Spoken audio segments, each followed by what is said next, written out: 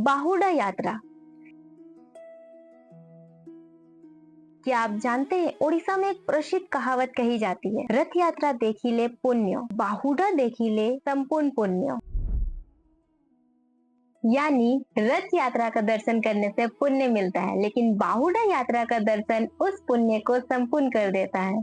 9 दिन के इस महान उत्सव के बाद जब भगवान जगन्नाथ जी अपने बड़े भाई श्री बलभद्र और बहन माँ सुभद्रा के साथ गुंडीचा मंदिर से वापस श्री मंदिर की ओर रवाना होते हैं, उस यात्रा को बाहुड़ा यात्रा कहा जाता है। आखिर बाहुड़ा का महत्व क्या है? रास्ते में भगवान क्यों रुकते हैं? मौसी माँ मंदिर में पोड़ा पिठाई क्यों चढ़ाया जाता है? आखिर क्यों माँ लक्ष्मी भगवान जगन्नाथ जी से नाराज होती है? और रथ यात्रा समाप्त होने के बाद इन विशाल रथों का क्या होता है, क्या आप जानते हैं? बाहुड़ा शब्द संस्कृत के बाहुड़ा से निकला है, जिसका अर्थ है वापसी या लौटना। रथ यात्रा के दिन भगवान जगन्नाथ अपने बड़े भाई बलभद्र और बहन सुभद्रा के साथ श्री मंदिर से गुंडीचा मंदिर जाते हैं। गुंडीचा मंदिर को कई लोग भगवान का जन्म स्थान मानते हैं, जबकि लोक परंपरा में इसे उनकी मौसी का घर बताया जाता है।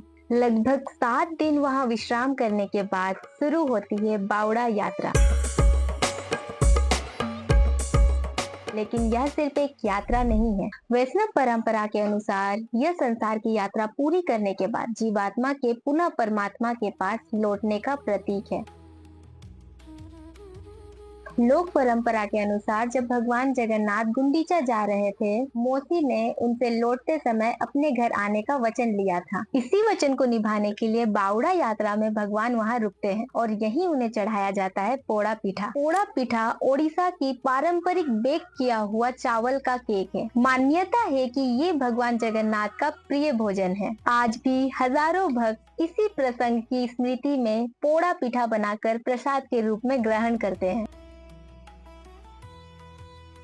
बाहुड़ा यात्रा से जुड़ी सबसे प्रसिद्ध लोक कथाओं में से एक माता लक्ष्मी से संबंधित है। लोक मान्यताओं के अनुसार जब भगवान श्री जगन्नाथ अपने बड़े भाई बलभद्र और बहन माता सुभद्रा के साथ गुंडीचा मंदिर की यात्रा पर गए, कहा जाता है कि इसी कारण माता लक्ष्मी उनसे रुष्ट हो गई। रथ यात्रा के 5वें दिन हेरा पंचमी के अवसर पर माता लक्ष्मी सांकेतिक रूप से गुंडीचा मंदिर पहुंचती है, लेकिन भगवान से सीधे मिलने के बजाय उनके रथ के एक छोटे से हिस्से को सांकेतिक रूप से क्षतिग्रस्त कर दिया जाता है। यह परंपरा माता लक्ष्मी के मान और उनके रुष्ट होने के प्रतीक मानी जाती है। इसके बाद भगवान श्री जगन्नाथ बाहुड़ा यात्रा के माध्यम से श्री मंदिर लौटते हैं, जहां नीलाद्रि बीजे के अवसर पर माता लक्ष्मी को प्रसन्न करने की सुंदर परंपरा निभाई जाती है। जब बाहुड़ा यात्रा के बाद भगवान श्री मंदिर पहुंचते हैं, तब भी माँ लक्ष्मी तुरंत द्वार नहीं खोलती। दोनों के बीच मान मनोवल होता है। इसी परंपरा को नीलाद्रि बीजे कहा जाता है। लोक परंपरा के अनुसार भगवान जगन्नाथ माँ लक्ष्मी को रसगुल्ला भेंट करते हैं, तब जाकर माँ लक्ष्मी प्रसन्न होती है और मंदिर के द्वार खुलते हैं। इसी कथा के कारण ओडिशा में नीलाद्रि बीजे और रसगुल्ला का विशेष संबंध माना।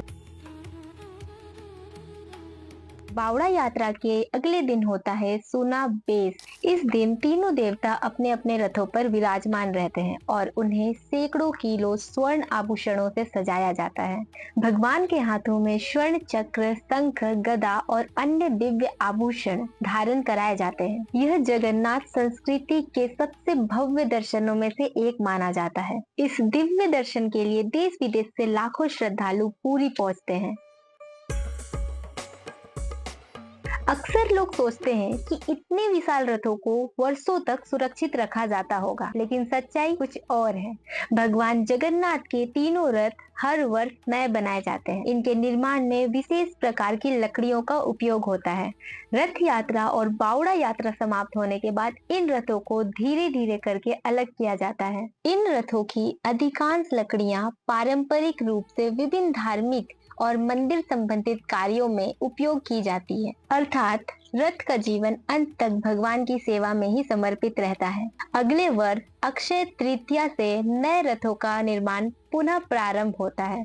यह परंपरा नवीनीकरण, पुनर्जन्म और नई शुरुआत का प्रतीक मानी जाती है। बावड़ा यात्रा केवल भगवान जगन्नाथ की घर वापसी नहीं है, यह हमें याद दिलाती है कि हर यात्रा का एक अंतिम पड़ाव होता है। हम सभी इस संसार के कुछ समय के यात्री हैं और एक दिन हमें भी अपने मूल स्वरूप की ओर लौटना है। शायद इसी कारण ओडिशा की परंपरा कहती है, रथ यात्रा देखिले पुण्य, बाहुड़ा देखिले संपूर्ण पुण्य। अगर आपको यह जानकारी पसंद आई हो तो वीडियो को लाइक करें, अपने दोस्तों के साथ शेयर करें और क्या आप जानते हैं, रोचक तत्व के लिए सब्सक्राइब करना बिल्कुल ना भूलें।